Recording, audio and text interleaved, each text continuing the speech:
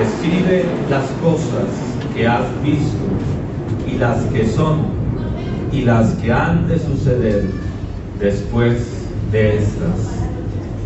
Incline su rostro, acompáñenme por favor en oración.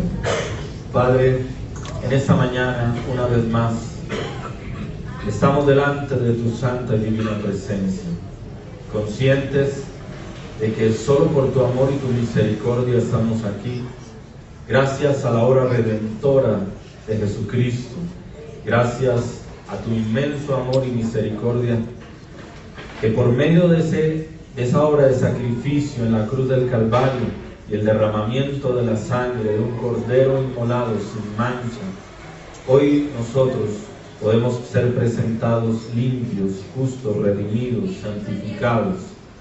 Oh Dios, ayúdanos una vez más a entender, a comprender tu palabra. Revélanos a través de tu Santo Espíritu tu mensaje. Guíanos por camino de luz para conocerte y para entenderte cada día más. Gracias, en el nombre de Jesús oramos.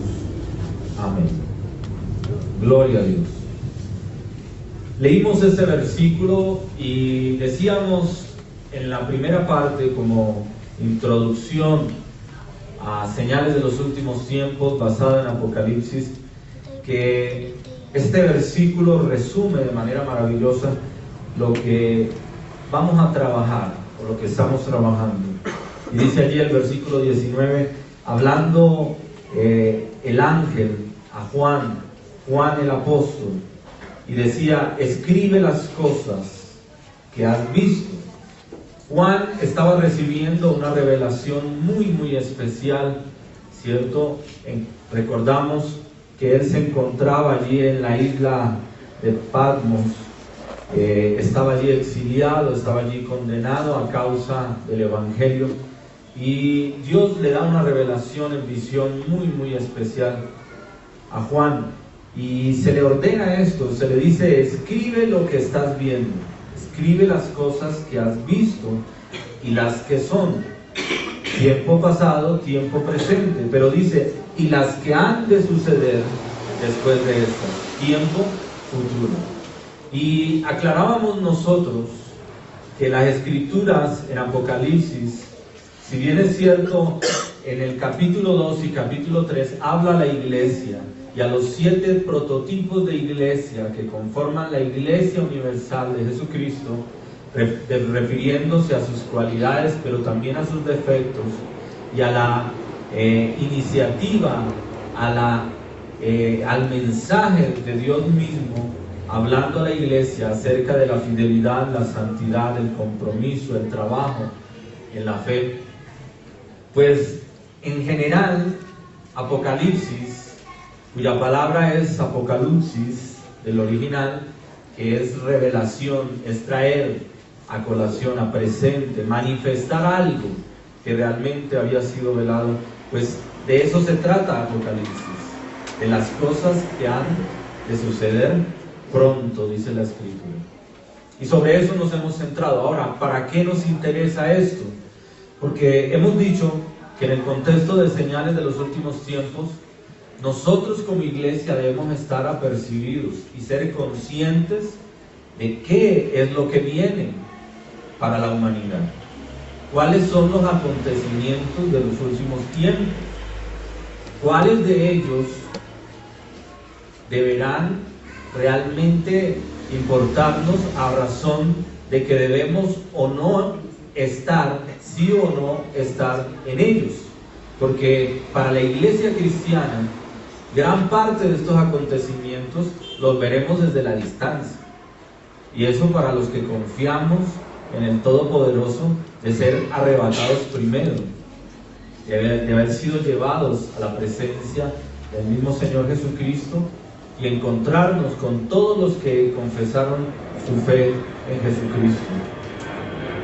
Y después viene un periodo de 7 años que conocemos como la Gran Tribulación, donde sucesos tremendos se han de acontecer aquí en la tierra, para luego venir con Jesucristo, Cristo viniendo con su iglesia, pero ya como juez, para juzgar al mundo entero y para establecer su reino milenario en la tierra. Y todos esos elementos pues conforman un conjunto de sucesos tremendos, espectaculares. Para los que gustan de la lectura, Apocalipsis es un libro fascinante.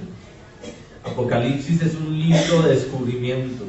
Apocalipsis es un libro donde se nos relata el llamado de un Dios fiel, firme, pero celoso a su iglesia. Apocalipsis nos muestra también allí, nos muestra los aconteceres últimos para una sociedad sociopolítica, socioeconómica. Apocalipsis nos muestra desastres naturales sin número y sin igual en el acontecer del mundo entero. Apocalipsis nos muestra el juicio de Dios sobre el pecado. El Apocalipsis nos muestra el juicio de Dios sobre el enemigo, sobre Satanás. Apocalipsis nos muestra la gloria en resplandor del Hijo de Dios sentado en el trono, recibiendo toda adoración y alabanza. Apocalipsis nos muestra los cielos nuevos y la tierra nueva como entregada a la iglesia. Entonces hay un gran conjunto de elementos que nos invitan a poner mucha atención en este libro maravilloso que es el Apocalipsis. Ahora, de cara no solamente a estar apercibidos por los sucesos que han de acontecer pronto, como dice la Escritura, sino cómo está nuestra vida hoy. Porque sabemos que el día del rapto o el arrebatamiento es en un abrir y cerrar de ojos. Y de eso vamos a hablar, ¿no? De eso vamos a ir avanzando. Pero la invitación es, todo esto viene y lo importante es que tú y yo estemos preparados. Que nuestra vida sea una vida que honre a Dios en todas nuestras acciones, entrar y salir, pensamientos, palabras, conducta, que podamos realmente ser conscientes que Dios demanda de nosotros una vida de santidad y de pureza. Hemos visto 11 aspectos, no sé si algunos de ustedes lo recuerdan, leyendo allí Apocalipsis capítulo 1, del versículo 1 al 7. ¿Recuerdan algunos de ellos? Leíamos desde el versículo 1 la revelación de Jesucristo y decíamos el primer aspecto, la naturaleza de este libro, y lo veíamos allí en la palabra revelación. Apocalipsis es traer, manifestar, mostrar con claridad. El libro del Apocalipsis no es algo que esté oculto, que esté disfrazado, no es un rompecabezas, es el libro que fue entregado para traer revelación, para traer luz, para dar claridad frente a muchos aspectos, no confusión. Y esto es algo muy importante. El libro de Apocalipsis es revelación, es traer a manifiesto ciertas cosas que habían sido veladas con anterioridad, incluso desde los mismos tiempos proféticos. Entonces decíamos la naturaleza esencial, la revelación. Segundo, decíamos su tema principal, su tema central, y decíamos Jesucristo. Jesucristo es el tema central del libro del Apocalipsis. La revelación, es decir, la manifestación de Jesucristo. Apocalipsis of Jesus Cristo significa la revelación de la persona de Jesucristo. Es de Jesucristo de quien nos va a hablar el Apocalipsis. Decíamos de manera, en tercer lugar, la fuente del mensaje. Y decíamos, es una fuente divina. Porque dice allí el versículo 1, la revelación de Jesucristo, que Dios Padre le entregó. Dios Padre está dando en revelación a su Hijo el Apocalipsis y lo está entregando a sí mismo Cristo a la iglesia.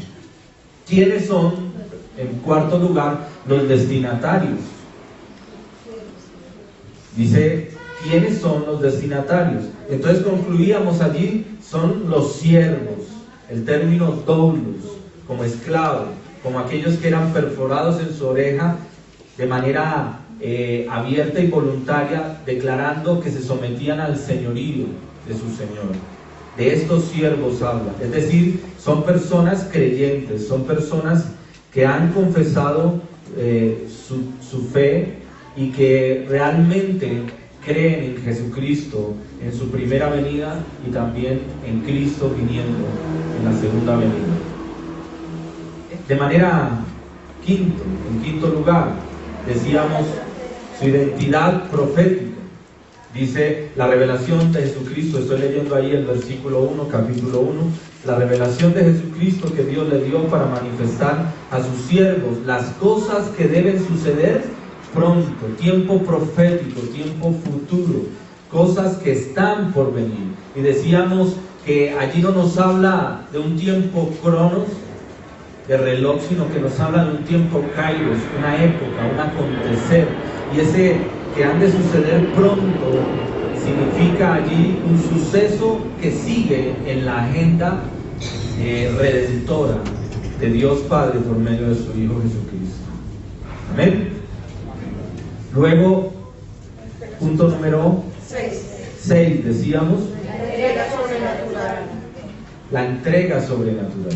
Veíamos allí, dice el versículo 1, y la declaró enviándola por medio de su ángel a su siervo Juan. Dios como comienza a mostrarnos y a revelarnos ciertas características del actuar sobrenatural de Dios. Dios utilizando a seres angelicales para entregar un mensaje, los cuales en efecto y con realidad existen y vienen a jugar un papel muy importante, no solamente en Apocalipsis, sino a lo largo de la historia. Hemos hablado de ellos, estos seres angelicales, unos de ellos mensajeros, otros de ellos protectores, reales a la luz de la palabra de Dios. Punto número 7, hablamos quién recibe el mensaje. Y decíamos, poniendo nuestra mirada de una manera muy especial allí en Juan, porque a él le fue entregado el mensaje, él como un testigo fiel. Y la responsabilidad que tenía Juan con ese mensaje, y la responsabilidad que tenemos tú y yo en similitud a él, recibiendo el mensaje. De la misma manera como Juan lo expresaba en su testimonio, lo que yo he visto, lo que yo he oído, lo que palparon nuestras manos, acerca del verbo de vida, ¿cierto? De eso hablamos. Y decíamos, la palabra de Dios hace un énfasis muy, muy importante en Juan, a razón de que Él es un testigo fiel. Y que como testigos fieles nosotros debemos también contar lo que hemos visto, lo que hemos oído, lo que hemos palpado, tocante al verbo de vida, a Jesucristo. Punto número 8. Decíamos allí que todo esto está enmarcado en una promesa de bendición. El versículo 3 dice, bienaventurado el que lee y los que oyen las palabras de esta profecía y las guardan las cosas que ellas están escritas, porque el tiempo está cerca. Entonces es una bendición para la iglesia. Es una bendición para la iglesia el poder contar con el Apocalipsis. Y no solamente contar con ello, sino leerlo, estudiarlo, profundizar, y dice guardarlo, pero también para ponerlo por obra. Para ponerlo por obra. Punto número 9. La urgencia contundente. El tiempo está cerca. El tiempo está cerca. Entonces decíamos allí Kairos, una época. Cerca, decíamos Engus, significa que es una época que viene, que ya está en proceso y que está en la agenda redentora de nuestro Señor Jesucristo. El tiempo está cerca. Número 10. Hablábamos de la bendición trinitaria. La bendición trinitaria. Y decíamos allí, Juan a las 7 iglesias que están en Asia, gracia y paz a vosotros, que es del que es y que era y del que había de venir, y de los 7 espíritus que están delante de su trono. Y decíamos, aquí no hay que ponerle misticismo a las palabras que nos está revelando la escritura, sino más bien aterrizarlas a la luz del mismo contexto bíblico y de la misma palabra de Dios. Entonces habla del Padre, habla del Hijo y habla del Espíritu Santo, ¿cierto? Habla del Padre, habla del Hijo y habla del Espíritu Santo. El versículo 5 dice, y de Jesucristo, el testigo fiel. El versículo 4 nos habla de los 7 espíritus, no que hayan 7 espíritus, sino nos habla de esas características, de esos atributos reveladores del Espíritu Santo en su accionar. Amén. Y dice, versículo 5, y de Jesucristo, el testigo fiel. El primogénito entre los muertos, el soberano de los reyes de la tierra, al que nos amó y nos lavó de nuestros pecados con su sangre, y nos hizo reyes y sacerdotes para Dios. Gloria a Dios. Entonces esa bendición trinitaria tenía en primer lugar a un Dios identificado. Segundo lugar, decíamos, el Espíritu Santo revelado. En tercer lugar, decíamos, Jesucristo entregando gracia y paz a su pueblo. Gloria a Dios.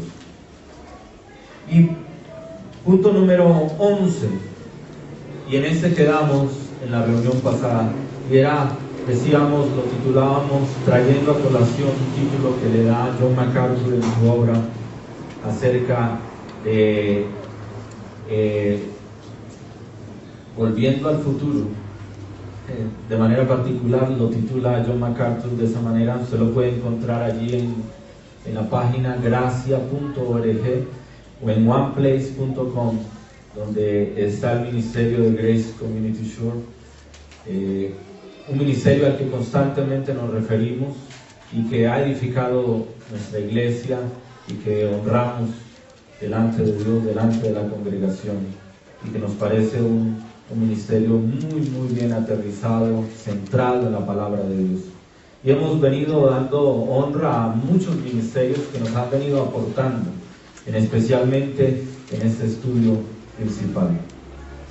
Y entonces John MacArthur lo titula La doxología de Jesucristo exaltado. Y eso nos habla no de otra cosa sino de ese Jesús exaltado en toda su maravilla, en todo su esplendor. Versículo 7 dice, y he aquí, ¿cierto?, que viene con las nubes y todo ojo le verá. ¿A quién se refiere? Jesucristo, porque Jesucristo es el que amó y nos lavó de nuestros pecados con su sangre y nos hizo reyes y sacerdotes para su Padre. Gloria al Señor. Y nos hizo reyes y sacerdotes para Dios, versículo 6, su Padre. A Él sea la gloria, el imperio, por los siglos de los siglos. Amén. Entonces, el tema central de este libro es Jesucristo. Jesucristo en su primera venida vino en humillación, mas en su segunda venida viene en exaltación. Jesucristo en su primera venida nos dejó ver su humillación, el menosprecio de la humanidad hacia Él. Lo vimos un siervo sufriente en la cruz del Calvario, golpeado, azotado, menospreciado, injuriado, con toda clase de injurios sobre su vida. Pero ahora en Apocalipsis lo veremos en ¿qué? En gloria, en esplendor, en majestad. Entonces, punto número 11 sobre el cual quedamos. Y ahora entramos al punto número 12. Y el punto número 12 toca el corazón del libro. Y está allí desde el versículo 7. El corazón del libro, versículo 7. Jesús viene, diga conmigo, Jesús viene. ¿Cuántos sabemos que Jesucristo viene? Amén. Este gran hecho resume todo el libro. Es un hecho sin precedentes. Y eso condensa el libro. Y él dice, he aquí que viene con las nubes. He aquí, esta palabra, he aquí que viene, significa una acción que se utiliza 30 veces en el Apocalipsis.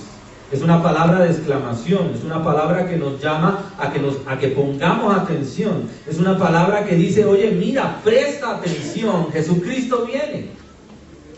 Jesucristo viene. Es una palabra que tiene una intención de despertar la mente y el corazón y los sentidos. Decíamos nosotros 30 veces allí figura esta palabra en el Apocalipsis, haciendo referencia en conexión a que Cristo viene, pero viene por segunda vez. Y este es el corazón del Apocalipsis. El corazón del Apocalipsis. Y es importante que nosotros miremos esto con la misma intención de prestar atención, de poner cuidado en esto, porque es lo esencial, es lo fundamental. Ahora, ¿por qué? Porque Él viene. Y dice, he aquí que viene. La forma como está conjugado el verbo aquí. No dice Él vendrá. Él no dice esto. Él dice, he aquí que Él viene. Y el uso de este verbo está allí en tiempo presente. Tiene una intención clara en darle un sentimiento de que ya está en camino. Jesucristo ya está en camino. ¿Cuántos decimos amén? Amén. Gloria al Señor. En el proceso de su venida. El proceso de su venida ya comenzó. Si usted va conmigo a Daniel capítulo 7. Daniel capítulo 7, versículo 13.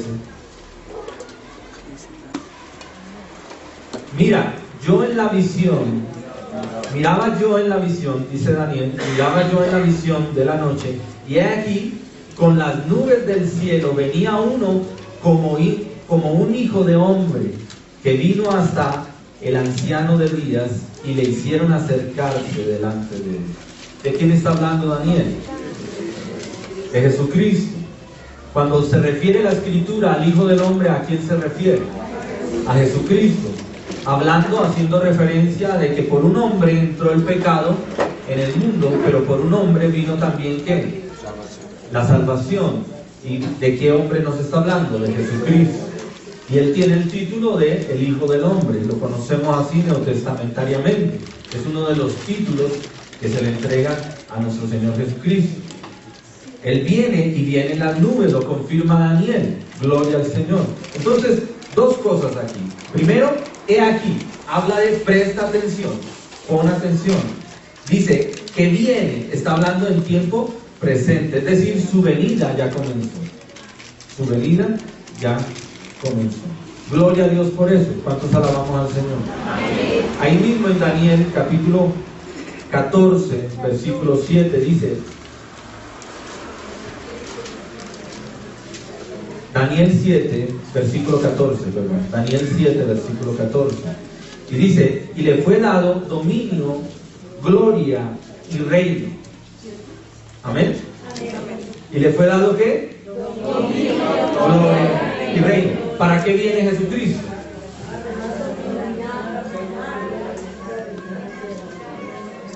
¿Amén o no?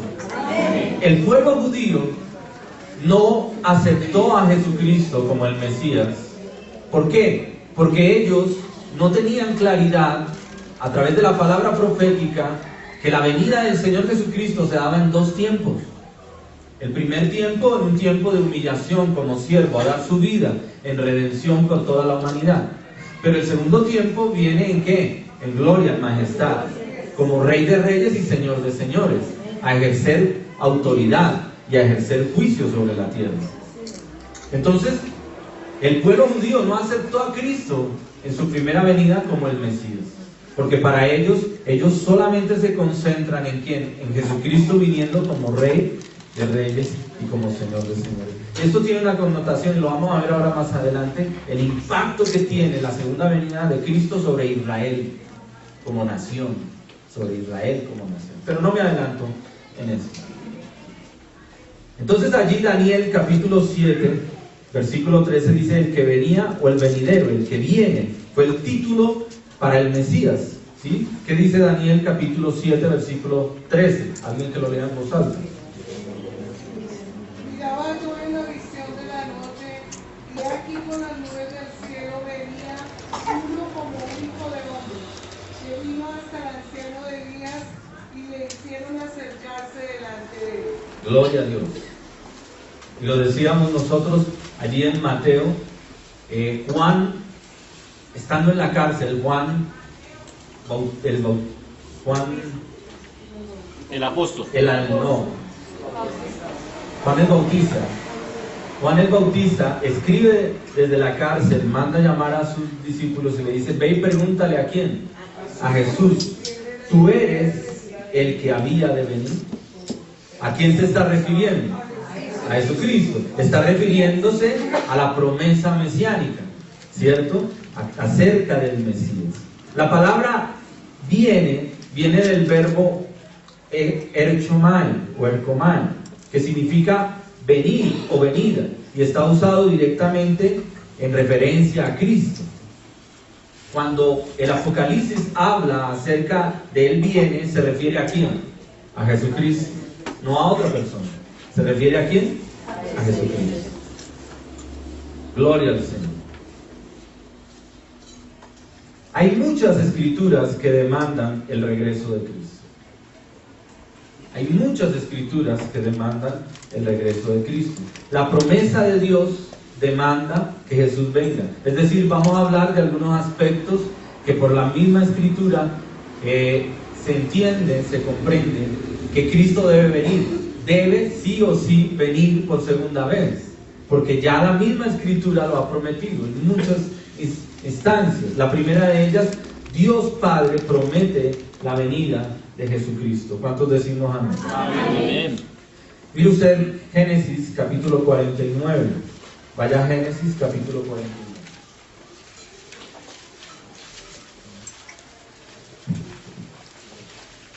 Génesis 49, versículo 10. Esta es una de las primeras profecías acerca del gobierno mesiánico. Recuerden que cuando hablamos de Mesías, estamos hablando de ¿quién? De Jesucristo, el Señor Jesucristo, como el Salvador, amén, el Redentor. Y dice, el versículo 10, Génesis 49, dice: no será quitado el cetro de Judá, ni el legislador entre sus pies, hasta que venga Silo, y a él se congregarán los pueblos.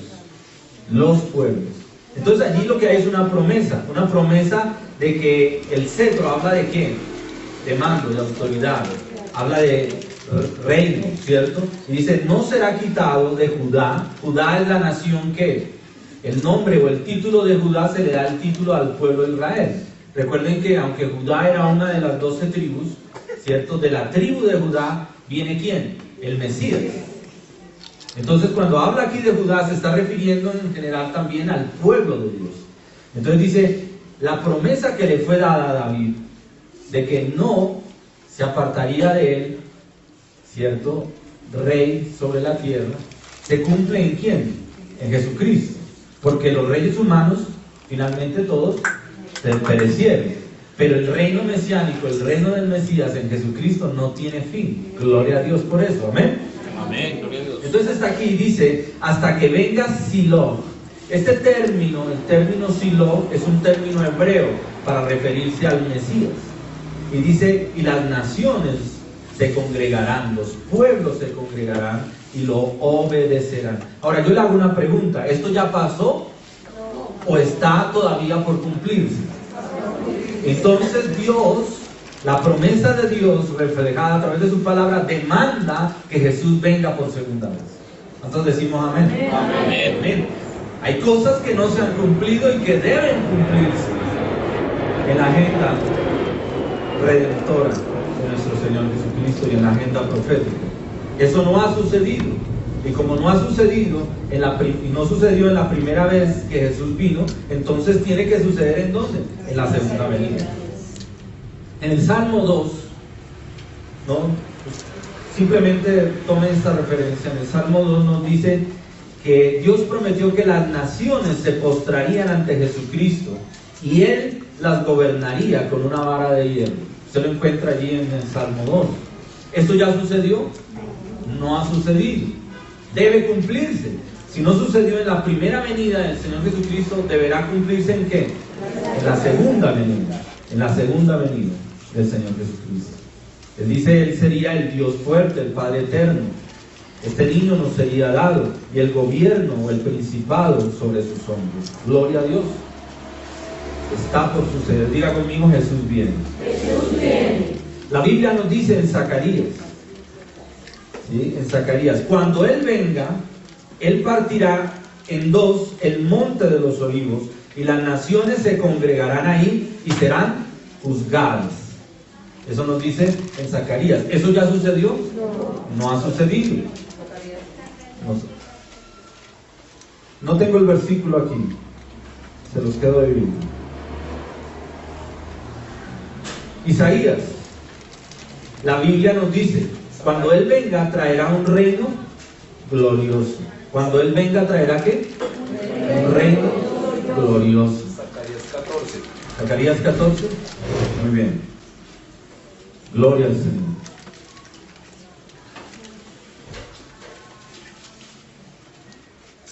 Dios nos dice en Números capítulo 23, dice que Dios no es hombre para que ¿qué? Para que mienta. Y si Él no es hombre para que mienta, todo lo que Él ha prometido se debe ¿qué? Se debe cumplir.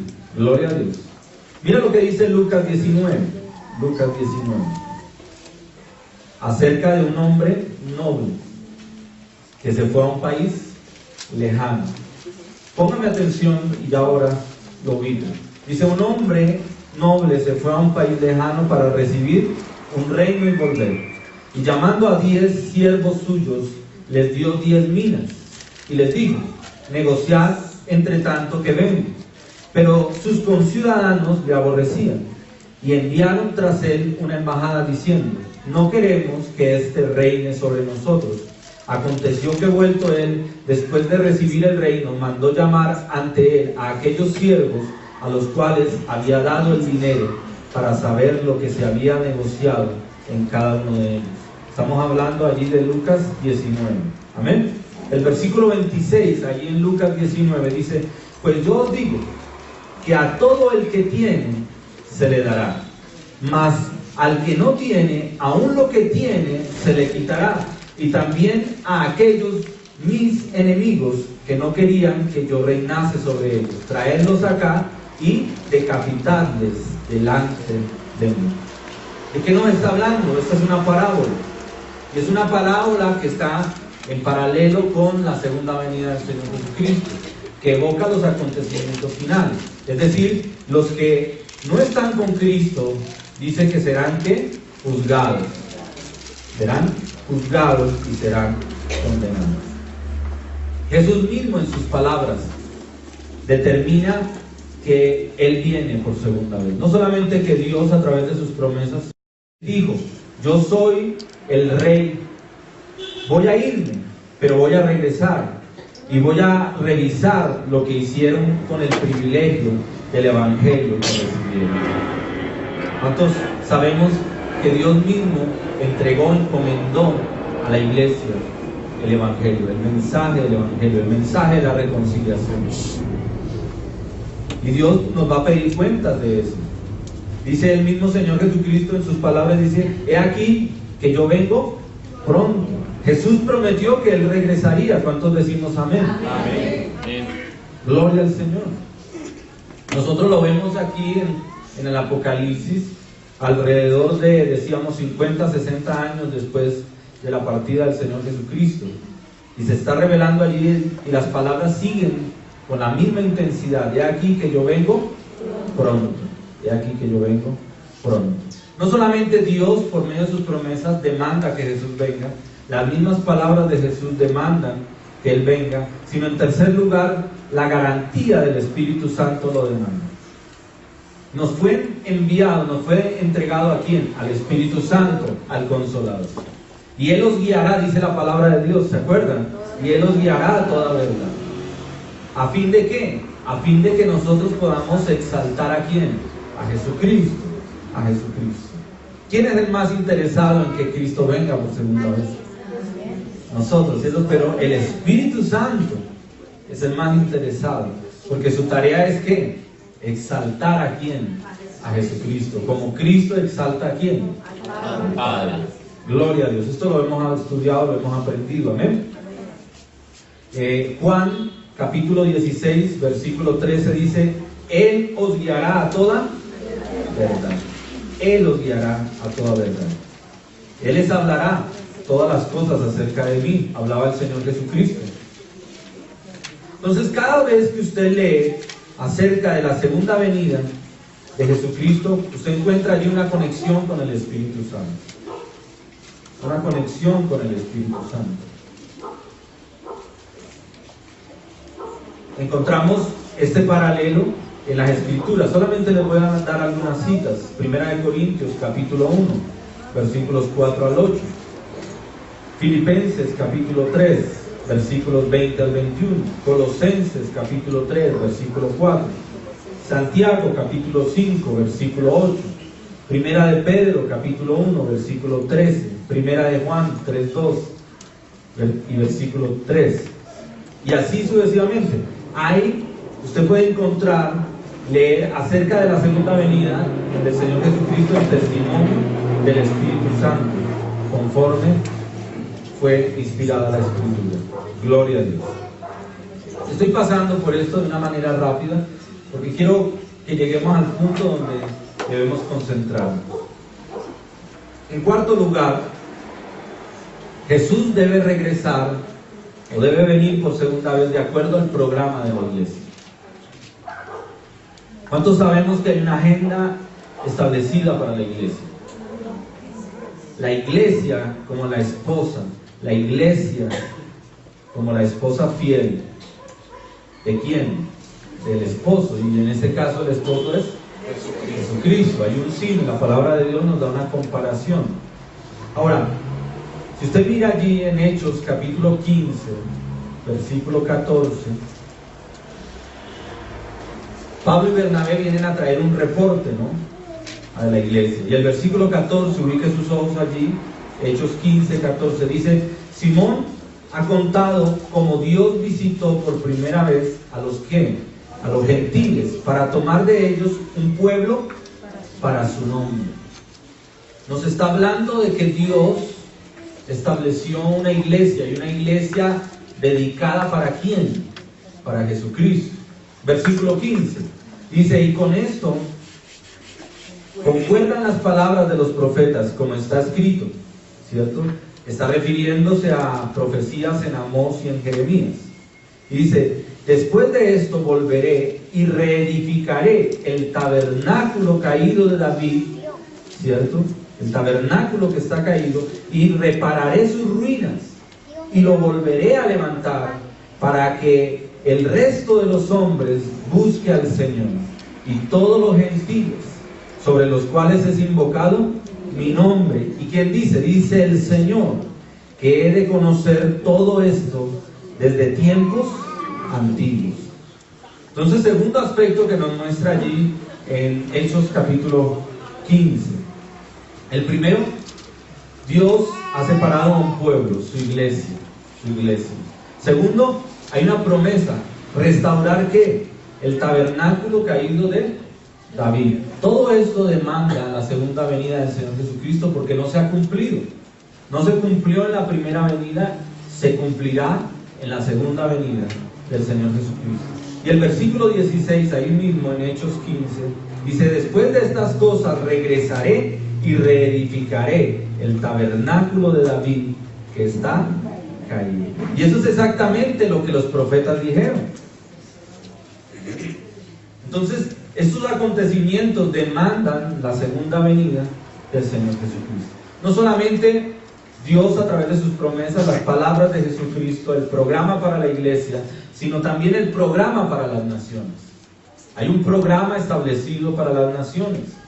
El Salmo capítulo 2 dice que también deberá regresar y gobernar sobre las naciones.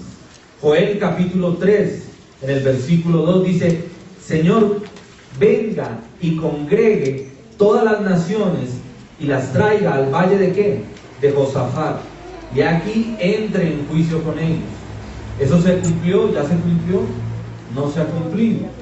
Hay una agenda, hay un programa establecido para las naciones. Las naciones van a ser ¿qué? Juzgadas. ¿Por qué estamos invirtiendo tanto tiempo en todo este proceso?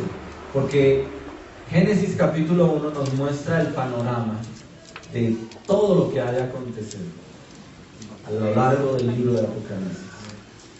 Estos son hechos y sucesos que vienen, que están por suceder.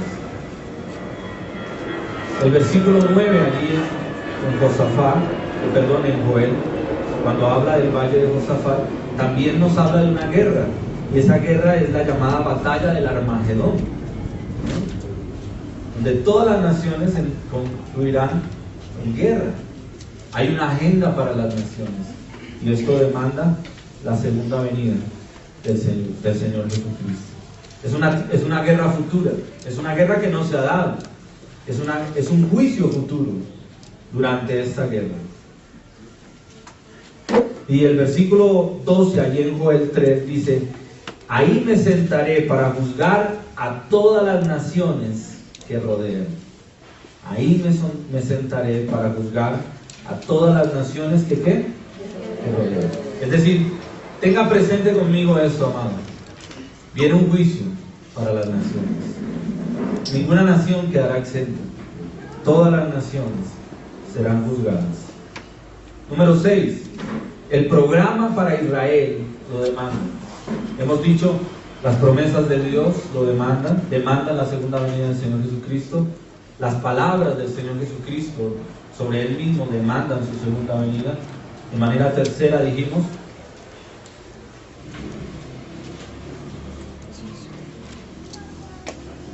¿estamos todos aquí?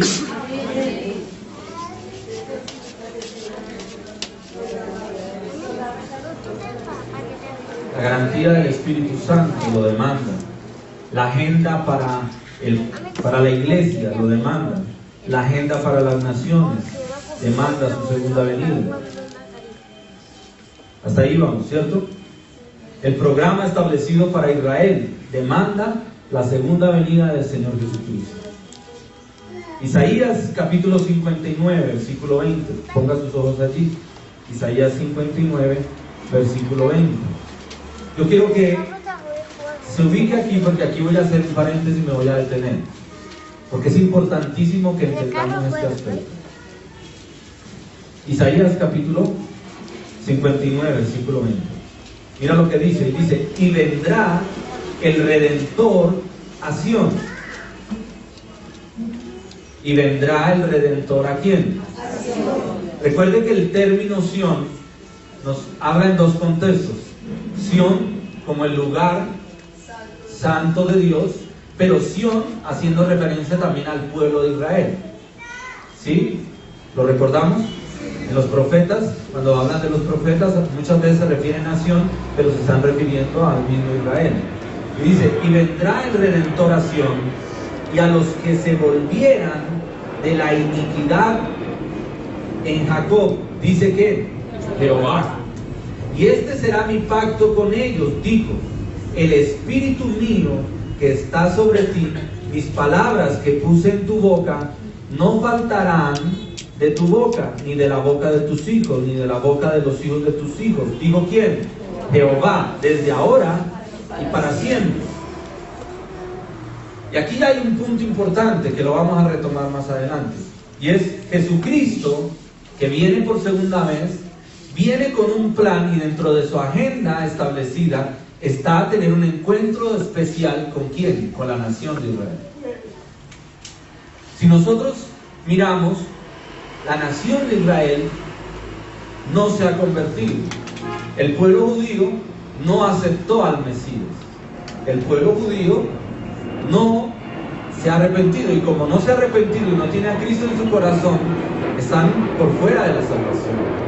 Pero se necesita dentro de la agenda redentora de Jesucristo un tiempo especial. ¿Para qué? Para que el pueblo de Israel reconvenga en su situación y pasen a ser ¿qué? Salvos. Y eso es muy importante entenderlo, hermanos, porque la nación de Israel tiene una promesa de salvación por ser el pueblo escogido de Dios, pero hay un prerequisito, y el prerequisito es Cristo. Amén. Amén. Entonces, esto es muy interesante a la luz de las Escrituras, porque siempre nos preguntamos, bueno, ¿y qué del pueblo de Israel? Si el pueblo de Israel no aceptó a Jesucristo como el Hijo de Dios, como el Mesías, lo ve simplemente como un profeta más, Entonces, ¿qué pasará con ellos? Dentro de la agenda de los acontecimientos finales hay algo especial para el pueblo de Israel. ¿Qué es ese algo especial? Si usted lo quiere saber, no se lo pierda. Así que continuemos adelante. En otras palabras, venir y voy a salvarlos, le está diciendo al pueblo de Israel, ¿cierto? Mire Jeremías 23. Jeremías capítulo 23, versículo 5. Dice: he aquí que vienen días, dice Jehová, en que levantaré a David de nuevo justo. ¿Ah? Dice: he aquí que vienen días, dice Jehová, en que levantaré a David de nuevo justo, y reinará como ¿qué? Como rey, el cual será dichoso y hará juicio y justicia en la tierra. Y en sus días será salvo ¿quién? Judá, e Israel habitará. ¿Eso ha pasado? ¿Israel está salvo? No. Tiempo futuro. Aún está por suceder. Aún está por suceder. Apenas aquí un abrebocas de algo muy significativo a la luz de las Escrituras. 3 puntos más que demandan la venida del Señor Jesucristo. Y lo mencionamos con anterioridad: la humillación de Jesucristo. Él vino y el mundo lo rechazó. Él vino y el pueblo judío lo rechazó. ¿Cuántos conocemos de eso? Amén. Amén. Pero esta no será la última vez que vean este pueblo, el pueblo impío, el pueblo pagano. No será la última vez que vean a Jesucristo colgado en la cruz del Calvario, humillado, menospreciado. Lo verán en gran esplendor. ¿A través de qué? De la segunda venida. Gloria a Dios. Mateo capítulo 26,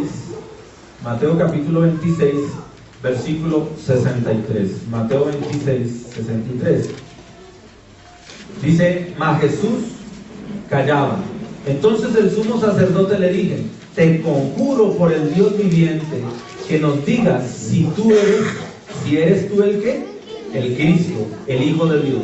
Jesús le dijo: tú lo has dicho, y además os digo que desde ahora veréis al Hijo del Hombre sentado a la diestra de Dios. ¿Se cumplió? A la diestra del poder de Dios. ¿Se cumplió? Amén. Jesucristo muere, pero resucita el tercer día y asciende ¿a dónde? Al Padre, a la diestra del Padre. Y ahí está, intercediendo por cada uno de nosotros. Amén. Pero mira lo que dice: y viniendo en las nubes del cielo. ¿Esto ya se cumplió? No, está por venir. Diga conmigo: Jesucristo viene. Jesucristo viene. Gloria al Señor. ¿Qué hizo el sumo sacerdote? Dice que entonces el sumo sacerdote se rasgó sus vestiduras diciendo: blasfemia, ha blasfemado. El sacerdote comenzó a rasgarse la ropa. Pensó que era una blasfemia. No entendía que era el verdadero Hijo de Dios y que le estaba hablando con la verdad. Con la verdad. Gloria a Dios. Otro aspecto importante: Jesucristo viene. ¿Por qué? Porque la exaltación de Satanás lo demanda. ¿Qué significa eso, pastor? Satanás actualmente tiene una posición privilegiada, pero es temporal. ¿Cuántos sabemos de eso? Jesucristo tiene que venir. Y tiene que venir, ¿por qué? Porque Satanás debe ser ¿qué? Juzgado, hollado, pisoteado, enviado ¿a dónde? Al Seol. Entonces, la misma posición temporal de Satanás demanda la segunda venida del Señor Jesucristo. La palabra de Dios se refiere a Satanás 3 veces como el príncipe de este mundo. Pablo lo llama el Dios de este siglo. Juan dice que el mundo entero está bajo sus control, en sus brazos, bajo su dominio. El escritor de Hebreos dice que él tiene el poder de la muerte, pero Jesús ha roto ese poder. Amén. Primera de Juan capítulo 3 versículo 8 dice que Jesús vino para destruirlo, para destruir sus obras y para destruir ¿a quién? Al enemigo. Primera de Juan 3:8.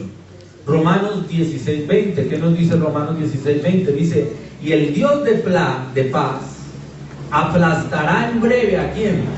A Satanás.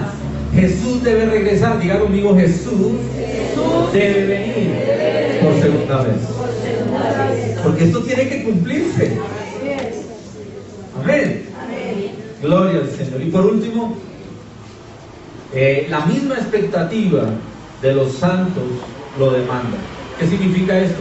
Nosotros como pueblo de Dios tenemos una esperanza. Y nuestra esperanza no está fundamentada en esta tierra. Nuestra esperanza está fundamentada ¿en quién? En Jesucristo. En Jesucristo. Recordemos las palabras de Pablo. Dice que si Jesucristo no hubiese resucitado, en vano creeríamos, en vano sería nuestra fe. Y dice, seríamos los más dignos ¿de qué? Conmiseración. Pero nuestra esperanza es una esperanza viva. ¿Cuántos decimos amén? Amén. Gloria a Dios. Oiga, nosotros ¿por qué nos esforzamos? ¿Por qué trabajamos? ¿Por qué honramos, buscamos honrar a Dios en todo lo que hacemos y dejamos de hacer? Porque nuestra esperanza no está puesta aquí en este mundo, está puesta ¿en dónde? En el cielo. Creemos firmemente que la vida no termina aquí, que hay vida más allá de la muerte, refiriéndonos a la muerte física, pero no hay una muerte espiritual. El alma es eterna. ¿Cuántos decimos amén? ¿Dónde pasaremos una eternidad? Ahora, cuando habla de la muerte segunda, habla de ¿qué? Separación. Los que son condenados, o las almas que van a condenación, van a separación, a una eternidad sin quién, Sin Dios. pero los que somos salvos, vamos a una eternidad Únicamente con Dios. aleluya. Y eso es fundamento teológico, principios de nuestra fe. Amén. Gloria a Dios. Tito 2:11 dice, Tito capítulo 2 versículo 11 dice, porque la gracia de Dios se ha manifestado para salvación a todos los hombres, enseñándonos que renunciando a la impiedad y a los deseos mundanos, vivamos en este siglo sobria, justa y piadosamente, aguardando la esperanza bienaventurada y la manifestación gloriosa de nuestro gran Dios y Salvador Jesucristo. ¡Qué palabra, aleluya!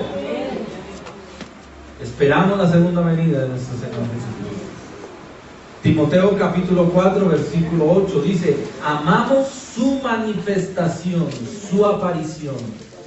¿Cuántos amamos la segunda venida del Señor Jesucristo? Segunda de Timoteo 4:8. Segunda de Timoteo 4:8. Ahora, volvamos entonces allí a Apocalipsis 1. Gloria al Señor. ¿Qué es lo que nos muestra allí? Dijimos, versículo 7, he aquí viene. Es decir, pon atención, presta atención. Él viene, significa que ya está en camino. Pero dice, con las nubes.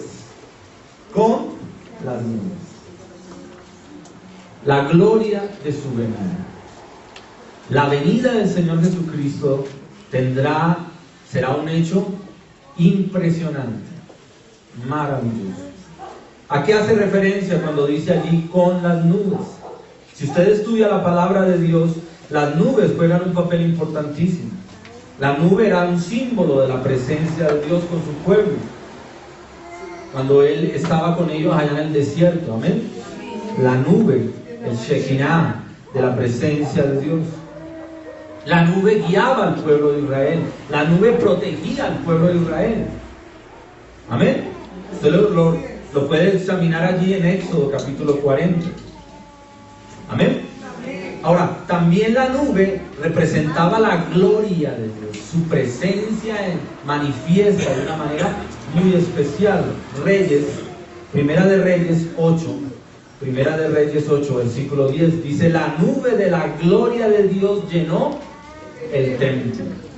La nube de la gloria de Dios llenó el templo. Entonces, cuando Él dice que Él viene en las nubes o con las nubes, no está refiriéndose simplemente a las nubes que nosotros vemos en el firmamento. Uy,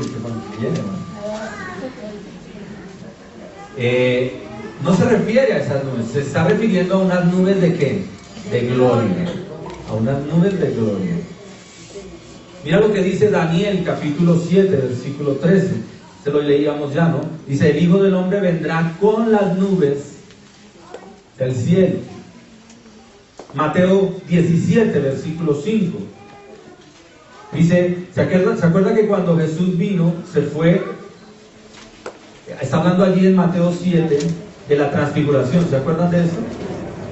Dice que cuando Él fue allí a ese lugar y se sucedió ese momento, dice que Jesús fue transfigurado y dice, una nube descendió sobre Él. Y era un momento de ¿qué? De gloria, de gloria. Hechos 1:9. Hechos 1:9. Está hablando de quién? De la ascensión del Señor Jesucristo. Dice, y una nube lo recibió y se lo llevó de los ojos de quién? De los discípulos que estaban ahí. Diga conmigo, una nube de gloria. Ahora, asimismo, Él vendrá en las nubes, con las nubes. Mateo 24, versículo 30. Él viene con las nubes.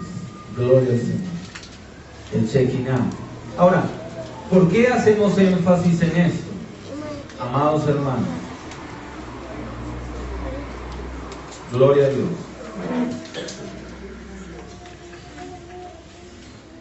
Cuando hablamos de la gloria de Dios, se habla acerca de una luz, pero una luz refulgente, de una luz resplandeciente, que generaba ¿qué? Un impacto tal al ser humano, que el mismo pueblo de Israel decía no.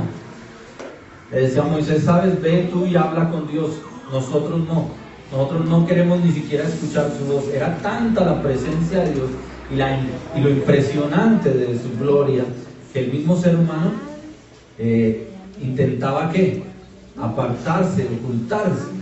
Y vamos a ver mucho de eso en la segunda venida del Señor Jesucristo. Allí nos está hablando de una luz que es energizada, una luz resplandeciente, poderosa y refulgente, que nadie podría verla de manera plena, completa y vivir. Nos decía la palabra de Dios en Éxodo 33 que esa gloria tenía que ser velada. Cuando Moisés le pide a Dios que le deje ver su presencia, su gloria, dice, Dios mismo le aclaró, le dijo, nadie puede ver ¿qué? Mi gloria, mi presencia, mi rostro y vivir. Ahora, nos está hablando aquí que Jesús viene en las nubes y dice, y todo ojo le ve. Ahora, ¿cuándo se sucede esto? Ojo a esto. Se sucede en la segunda venida. Pero la segunda venida de Jesucristo se da después de dos acontecimientos en la agenda. El primero de ellos, el rapto o el arrebatamiento, y segundo, la gran tribulación. Y en la gran tribulación dice que los cielos que tú y yo conocemos dejarán de ¿qué? De existir. Es decir, habrá un tiempo total de oscuridad, porque habrán terremotos, habrán circunstancias que acabarán ¿con qué? Con la misma energía, la misma electricidad, las ciudades como las que conocemos. Entonces el mundo entero estará en oscuridad. Imagínese viniendo en las nubes al Señor Jesucristo para que todo lo vea, con esa luz resplandeciente, refulgente. ¿Qué acontecimiento? Por eso dice que todo ojo, porque será un hecho que no podrá pasar, ¿por qué? Por desapercibido. No podrá pasar desapercibido. Ahora usted me preguntará, ¿será posible que algo así exista? Mire lo que Hebreos capítulo 1 dice que Él es la imagen de ¿quién? Del Dios invisible, quien es el resplandor ¿de qué? De su propia gloria, su propia esencia. Este no es un hecho cualquiera, hermanos. Para muchos creían que Él viene sí en las nubes, es decir, usted empieza a ver las nubes y empieza a ver cómo algo empieza a aparecer. Y entonces, como cuando ven la película de Superman, ¿no? Y entonces, ¿qué será? ¿Un avión? ¿Un rayo? ¿Un ovni?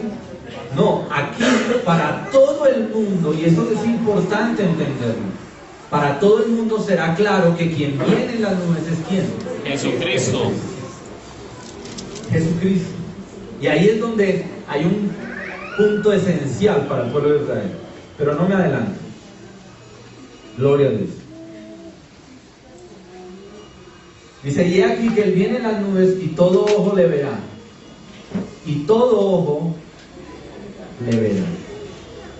Por eso hablamos allí en el versículo 7 del espectro de su venida. Todo ojo verá la venida, la segunda venida del Señor Jesucristo. Todo ojo de los que estén aún vivos, de los que estén aún allí vivos. La primera vez Jesús vino con su gloria velada, pero la segunda vez viene en total esplendor. En total esplendor. Estamos ahí en el versículo 7. Ahora, mire lo siguiente. He aquí que viene con las nubes y todo ojo. Y ahí, de ahí en adelante nos nombra dos grupos. Yo quiero que usted se concentre ahí en el versículo 7 y veamos esta diferencia. ¿Se habla de qué? Dos grupos. El primero dice, y los que le traspasaron, y el segundo grupo dice, y todos los linajes de la tierra harán lamentación por él. Sí y amén. Y yo quiero que entendamos esto, amados, porque es importantísimo para poder aclarar a la luz de la palabra de Dios. Lo primero, dice, divide en dos grupos. El primer grupo, los que le traspasaron. Los que le traspasaron. ¿A quién se refiere? Déjame decirle que no son los soldados romanos. No está hablando de los 5 hombres que se destinaban para custodiar a una persona que había sido condenada a la muerte de la cruz. Se destinaban a 5 romanos para que custodiaran. Y uno de ellos dice que traspasaron su costado con una lanza. Y de allí salió ¿qué? Sangre combinada con ¿qué? Con agua. No se refiere a eso. ¿Quiénes realmente traspasaron al Señor Jesucristo?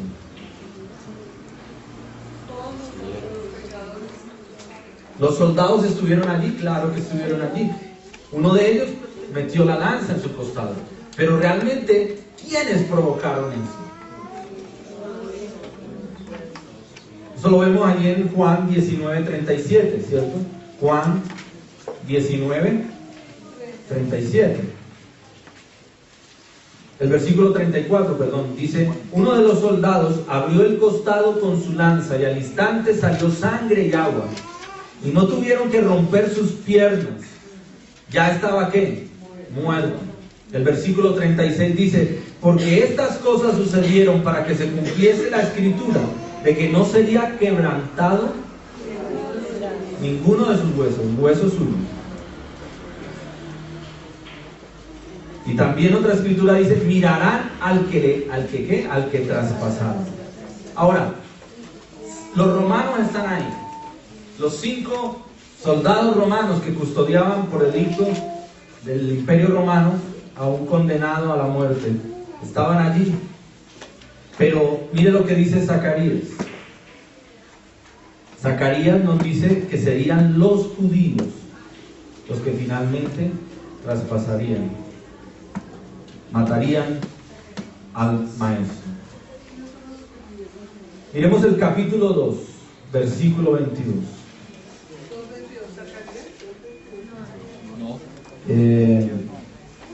Bueno, antes de ver Zacarías, miremos Hechos capítulo 2, versículo 22. Hechos 2, 22. Hechos 2, 22. Varones israelitas, oíd estas palabras. Jesús Nazareno, varón aprobado por Dios entre vosotros, con las maravillas y prodigios y señales que Dios hizo entre vosotros por medio de él, como vosotros mismos sabéis. A este, entregado por el determinado consejo y anticipado conocimiento de Dios, prendisteis y matasteis por manos de ¿qué? De inicuos, crucificando.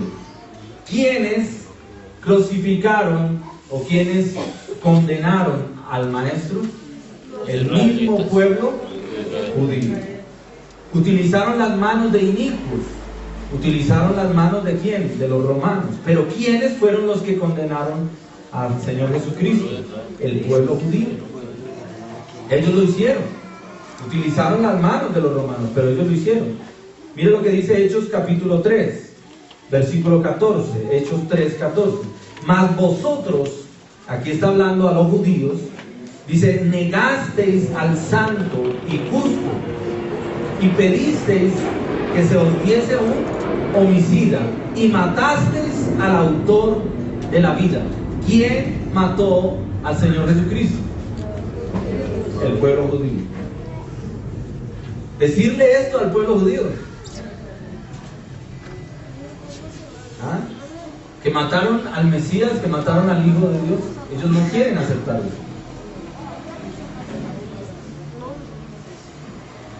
Apocalipsis, ¿a quién se refiere entonces diciendo a los que traspasaron? Está hablando del pueblo judío. Amén. Gloria a Dios. Voy a leer un comentario del pastor John MacArthur y abro comillas y dice lo siguiente: entonces algunos lo verán a él, algunos de los judíos que han sido salvados para este entonces, pero para otros judíos, cuando lo vean por primera vez que él viene en el cielo, todavía no habrán sido salvos, pero en ese momento serán salvos. Hay un periodo de tiempo cuando Cristo viene del cielo, antes del juicio final, quizás días, quizás horas, no sabemos el tiempo exacto, pero hay un tiempo para el arrepentimiento. Y creo que para la gran mayoría de la nación de Israel, ese será el momento en que los judíos se salven. Aquellos que estén vivos en esa época, en ese momento, y se arrepientan. Mire lo que dice ahí el Apocalipsis 1:7. Nos dice: he aquí que él viene en las nubes, todo ojo le verá. Y dice: y los que le traspasaron, pueblo judío, y todos los linajes de la tierra, todo el pueblo, el resto del pueblo impío, dice, se lamentarán. ¿Cierto? Harán lamentación por él. Sí y amén. Ahí hay dos tipos de lamentación. Una lamentación de arrepentimiento, pero hay otra lamentación de miedo, de temor. Y en la primera, el pueblo judío es el que se arrepentirá, pero con una lamentación de arrepentimiento, de dolor, por lo que le hicieron al Mesías. Miremos Zacarías ahora sí, Zacarías 12. Zacarías capítulo 12, versículo 10. Zacarías 12:10 dice: y derramaré sobre la casa de David y sobre los moradores de Jerusalén espíritu de ¿qué? De gracia y de adoración. ¿Qué quiere decir esto? De oración. Y oración, perdón. Espíritu de gracia y de oración. Derramaré sobre la casa de David. ¿Quiénes representan la casa de David? El pueblo de Israel. Los moradores de Jerusalén. Los ubica, los contextualiza. ¿Qué les está diciendo? Voy a salvar a los judíos. Y dice: y mirarán a mí quien traspasaron. ¿Quién traspasaron? Ahí lo confirma la escritura, ¿o no? ¿Quiénes traspasaron a Jesucristo? El pueblo de El pueblo judío. Y dice: quien traspasaron, y llorarán como se llora por un ¿qué? Por un hijo unigénito, afligiéndose por él como quien se aflige por el primogénito.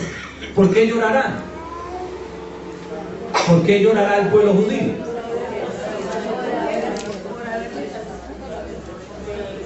Porque solo allí podrán reconocer que el Mesías sí había venido en primera vez y que ellos mismos, ¿qué? Lo mataron. Esto me parece tremendo, esta realidad espiritual.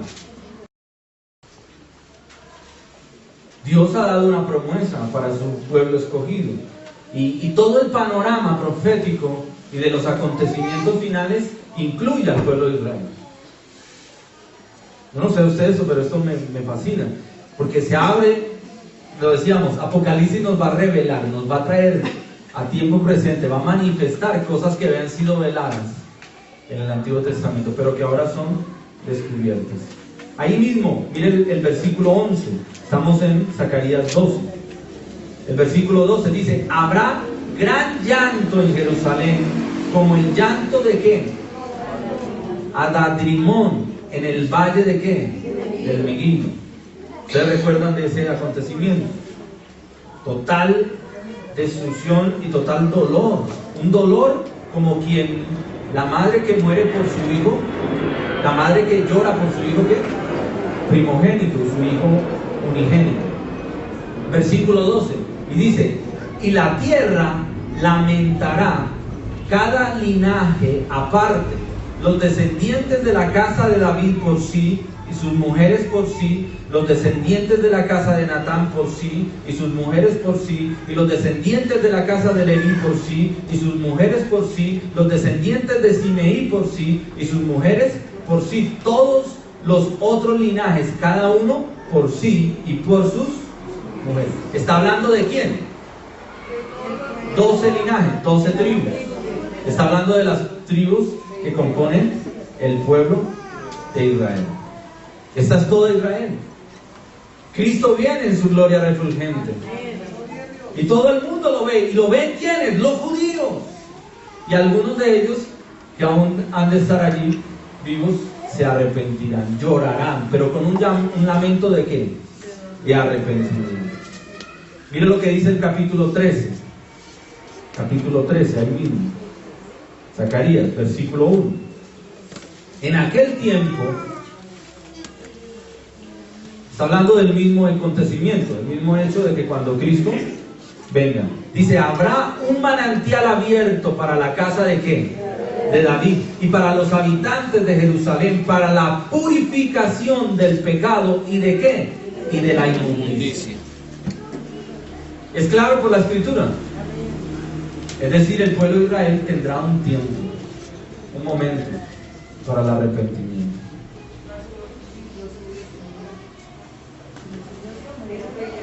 No se me adelante. Ya vamos. No se me adelante.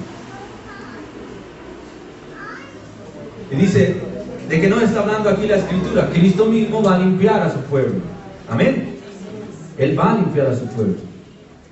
Por eso dice Zacarías capítulo 3, versículo 9: quitaré el pecado de la tierra en un día. Si lo lee usted ahí en su Biblia, no me crea a mí, léalo usted en su Biblia. Zacarías capítulo 3, versículo 9: quitaré el pecado de la tierra en un día.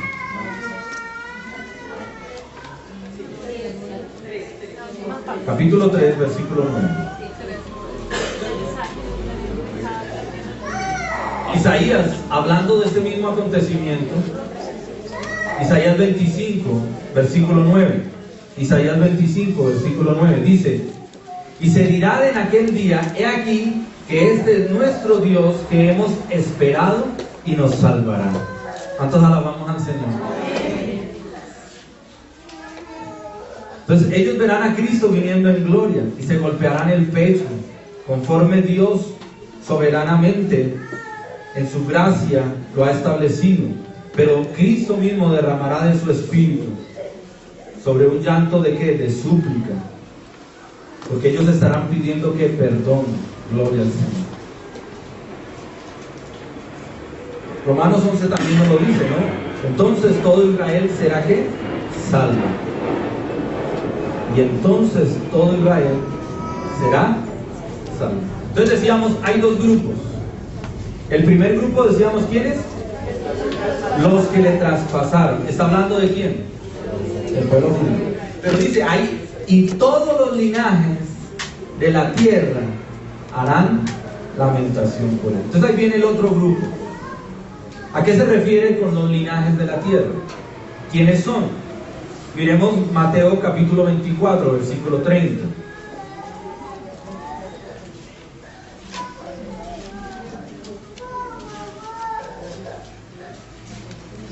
Mateo 24, versículo 30. Y dice, entonces aparecerá la señal del Hijo del Hombre en el cielo, y entonces lamentarán todas las tribus de la tierra, ¿cierto? Y verán al Hijo del Hombre viniendo sobre las nubes del cielo con poder y gran gloria. La palabra aquí, lamentarán, no es una palabra de arrepentimiento. La palabra allí es copto, que significa una acción de rotunda tristeza, melancolía, pero que no evoca arrepentimiento, y significa cortar. Muchos de los del pueblo judío y del pueblo en ese entonces utilizaban algo que hoy en día uno de las tribus urbanas o suburbanas utilizan, y es lacerarse, cortarse, para demostrar dolor, para demostrar sufrimiento, para demostrar crisis. Eso lo utilizaba, eso viene desde esos tiempos. Esta palabra allí de lamentación habla de lo mismo. Se cortarán, pero se cortarán de manera superficial, es decir, establecerán externamente un dolor, pero es un dolor no de corazón, es un dolor no de arrepentimiento, es un dolor fingido. Volvamos a Zacarías, capítulo 9. Zacarías, capítulo 9. Y mire lo que dice el versículo 21. ¿Qué dice?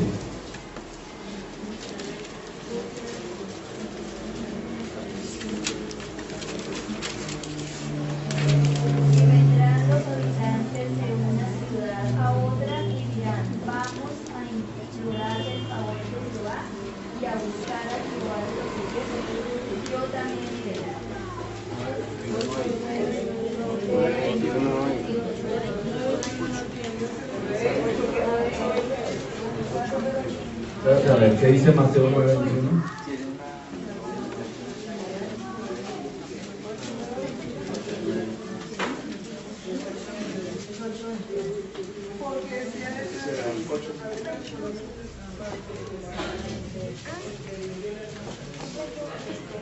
Tal vez me equivoqué ahí en la cita. Dice, y no se arrepintieron de sus homicidios, ni de sus hechicerías, ni de su fornicación, ni de sus hurtos. ¿No está en Zacarías 9?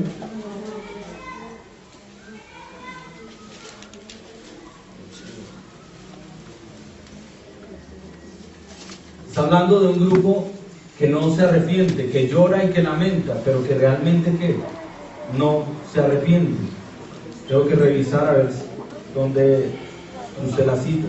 Apocalipsis 9:21. Apocalipsis 9:21. Leámoslo, por favor. Y no se arrepintieron de sus homicidios, ni de sus hechicerías, ni de su fornicación, ni de sus hurtos. Amén, ahí está. Bien, hermano. Gloria a Dios. Está ahí conectado, muy bien.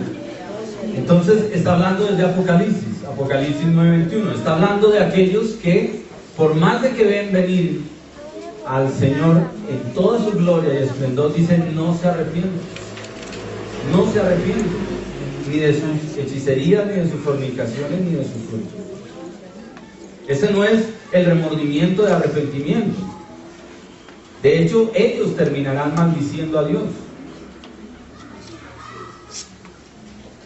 En el espectro de su venida hay dos grupos. Uno,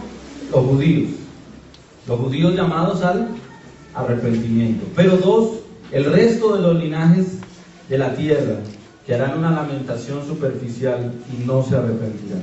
Y si no se arrepienten, ¿qué pasa? Serán finalmente condenados. Ahora, note cómo termina este versículo. Dice, he aquí que él viene con las nubes y todo ojo le verá, y los que le traspasaron y todos los linajes de la tierra, dice, harán lamentación por él, y dice, sí, amén. Estos son dos términos allí que se denuncian. La palabra sí es la palabra griega, naí. Es una palabra que significa sí.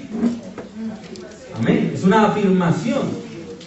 Gloria a Dios. Y la palabra amén es una palabra hebrea, que también significa sí. Pero como lo hemos aprendido, sí en tiempo presente y en tiempo futuro. Amén. Gloria a Dios. Sí, así es, así sea. Eso se utiliza a lo largo de Apocalipsis. Si nosotros miramos capítulo 22, versículo 20 de Apocalipsis, terminando ya el libro, ¿qué nos dice?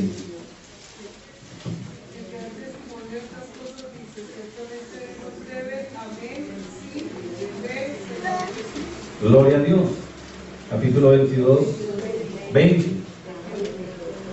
Amén. Sí, ven, Señor Jesús. Es una afirmación. Es recalcar en el hecho poderoso de que en efecto viene. Ahora, ¿quién firma esto?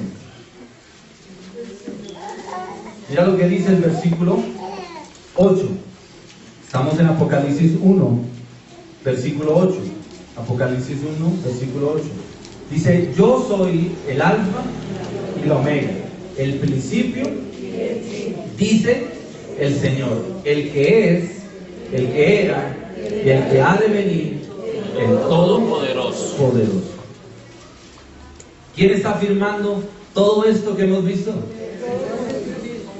Él mismo lo está afirmando. Ahora, aquí se despliegan tres características del Señor Jesucristo. Su omnisciencia. Dice, yo soy el alfa y la omega. Las palabras alfa y omega hablan de qué? Principio y fin. Son la primera y la última letra del alfabeto griego. ¿Qué se hace con todas las letras de un alfabeto? ¿Se construyen qué? Palabras, frases, conocimiento. Él está diciendo allí, yo soy el alfa y la omega. No solamente el principio y el fin, sino yo soy la fuente de todo conocimiento. Él es el que está afirmando esto. No quiero pasar por alto esto. Pasamos muchas veces por allí y nos quedamos simplemente con lo evidente. Pero realmente hay mucho más en esto. ¿Cuántas letras tiene nuestro alfabeto? 28. ¿Y cuántas palabras se pueden construir con nuestro alfabeto? ¿Alguien podría atreverse a decir infinitas palabras? Entonces nos está hablando allí que eres el alfa y la omega, supremo, alfa tau, alfa y omega. Podríamos decirlo en nuestro lenguaje desde la A hasta la Z. Amén. Gloria a Dios. Él contiene todo el conocimiento. Todo el conocimiento. Gloria al Señor. El segundo atributo que se resalta allí es su omnipresencia. Su omnipresencia. ¿Qué significa eso? Él siempre ha estado y estará. ¿Y Él está en qué? En todo lugar. En todo lugar. Él se identifica a sí mismo como el que es, el que era y el que ha de venir. Es una declaración tremenda de Él mismo, de nuestro Señor Jesucristo. Gloria a Dios.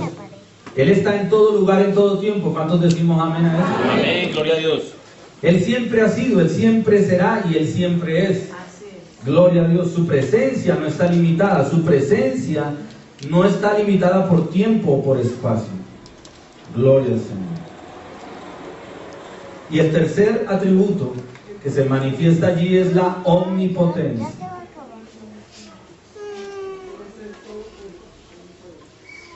Y Él dice allí, yo soy el alfa y el omega, el principio y el fin, dice el Señor, el que es, el que era, el que va a venir, el todopoderoso. El pantocrator en griego, el pantocrator significa que tiene todo el poder, todo el poder. El Dios todopoderoso.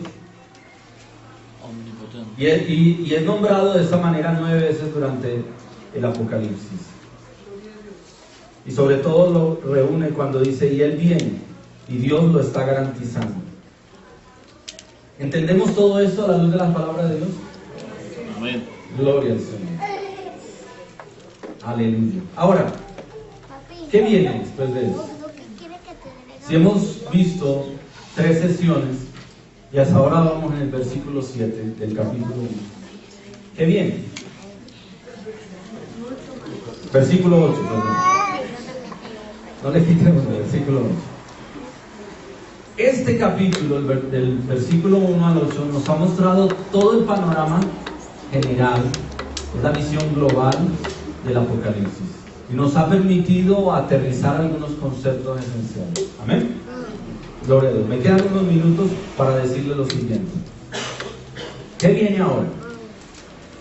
Si usted examina, yo quiero que usted ponga sus ojos en el capítulo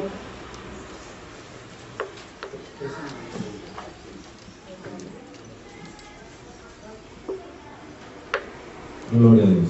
Yo tengo por aquí unos apuntes, una copia, y quiero referirme a ellos.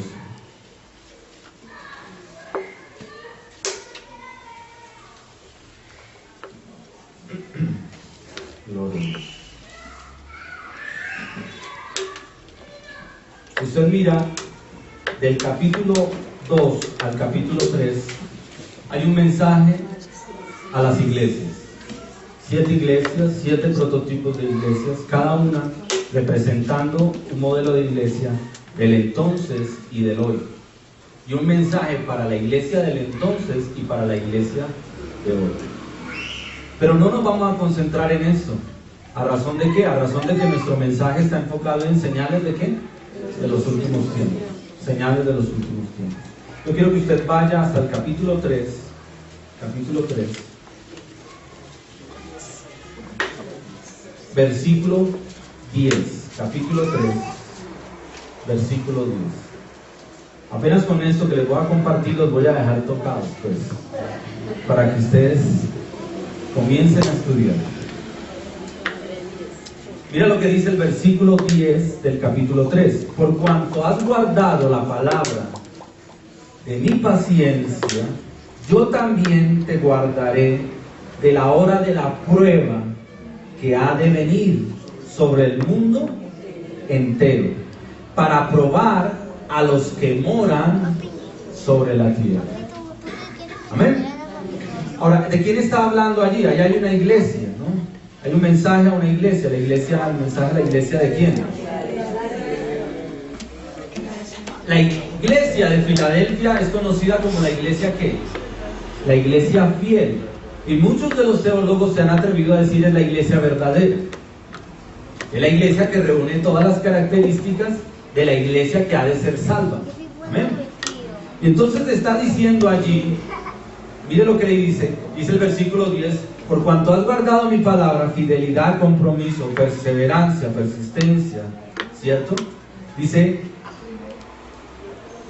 capítulo 3, Apocalipsis capítulo 3, versículo 10, dice, yo también te guardaré de la hora de la ¿qué? De la prueba que ha de venir. ¿Qué significa eso? Dios le está anunciando a su iglesia, la iglesia elegida, la iglesia que ha de ser salva, que ella no pasará ¿por qué? Por la prueba que ha de venir. ¿A qué prueba se refiere? La gran tribulación. Es decir, si esto acontece y es Dios quien nos lo está diciendo, ¿qué pasará entonces con la iglesia? Será arrebatada antes de la gran tribulación. Acordémonos de los acontecimientos y los sucesos que han de sucederse. Viene el rapto, el arrebatamiento. Jesús recibe a su iglesia. Los muertos en Cristo resucitarán primero. Luego los que hayamos quedado, si aún estamos para ese momento. Decía Pablo a la iglesia en donde, en Tesalónica, ¿sí? Y les dice, entonces seremos transformados en gloria y nos encontraremos con los que fueron resucitados en las nubes, en la presencia de ¿quién? Del Señor Jesús. Y luego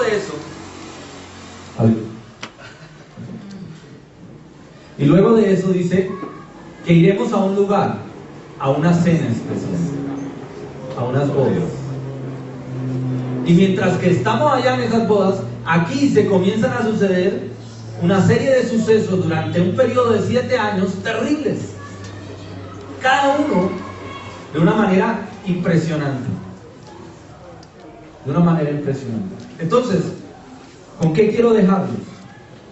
Lo primero, si usted examina Apocalipsis, capítulo 1, nos muestra el panorama global hasta el versículo 7. Luego del versículo 7 en adelante nos confirma de dónde estaba quién. Juan el apóstol, en la isla de Patmos, cómo recibió el mensaje, cuál fue la actitud de él al recibir el mensaje. Todo eso lo vimos en la parte introductoria. Usted entra al capítulo 2 y empieza el mensaje a las iglesias, junto con el capítulo ¿qué? El capítulo 3. Y aquí en el capítulo 3 nos deja ver esto, algo importante. Y nos dice, la iglesia fiel, la iglesia verdadera, no tendrá que pasar por ¿qué? Por el tiempo de la prueba. Y usted se mete al capítulo 4. Y en el capítulo 4, como que cambia todo el panorama y nos muestra a Cristo siendo exaltado en gloria. Los que estudian la adoración tienen el capítulo 4 como un capítulo predilecto. ¿Por qué? Porque es la adoración excelsa, suprema. ¿Quién está adorando? Nos habla allí de los ancianos y nos habla de las ciudades, ¿cierto? Y nos habla allí quiénes son esos, quiénes están adorando en ese momento, cómo llegaron allí. ¿Serán solamente los seres celestiales o allí también habrá algo de alguien, de los seres humanos que estarán allí? ¿Quiénes estarán allí? Yo les estoy haciendo algunas preguntas para que estudien, ¿no? Para que estudien. Y luego pasa al capítulo 5, y el capítulo 5 del Apocalipsis nos habla de que después de mostrarlo en esa situación de alabanza, de adoración, muestra ahora al Cordero sentado ¿en dónde? En un trono. Y el Cordero en el trono tiene un rollo, y ese rollo tiene 7 sellos. Y cada uno de esos sellos en el capítulo 6 comienza a abrirse uno por uno. Y esos rollos, ese rollo que se abre y los sellos que se van abriendo, cada sello representa un juicio. Y cada juicio trae unos acontecimientos tremendamente poderosos. Si usted quiere